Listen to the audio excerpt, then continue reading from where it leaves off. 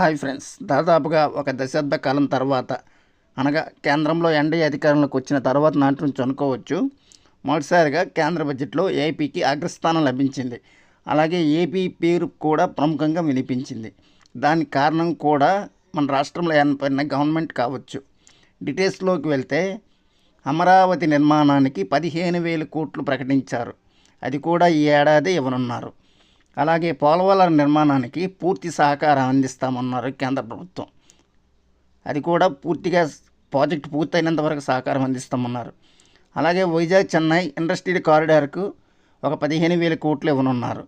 అలాగే వార్వకల్లు బెంగళూరు ఇండస్ట్రియల్ కారిడార్కి కొన్ని నిధులు ఇవ్వనున్నారు. అలాగే వెనుకబడిన జిల్లాలు అంటే ఉత్తరాంధ్రలోని 3 జిల్లాలు, రాయలసీమలో 4 జిల్లాలు, ప్రకాశం జిల్లాకు ప్రతి సంవత్సరం ప్రత్యేక నిధులు ఇవ్వనున్నారు. అలాగే విభజన చట్టం ప్రకారం హామీల కింద వచ్చే పరిశ్రమల ఏర్పాటుకు సాయం అందించనున్నారు. మరి ఈ బడ్జెట్పై మీరేమంటున్నారు? కామెంట్ చేయండి ఫ్రెండ్స్. అలాగే మన ఏపీకి మంచి రోజులు వచ్చాయని అనుకుంటున్నాను. మరి మీరేమనుకుంటున్నారు? కామెంట్ చేయండి ఫ్రెండ్స్.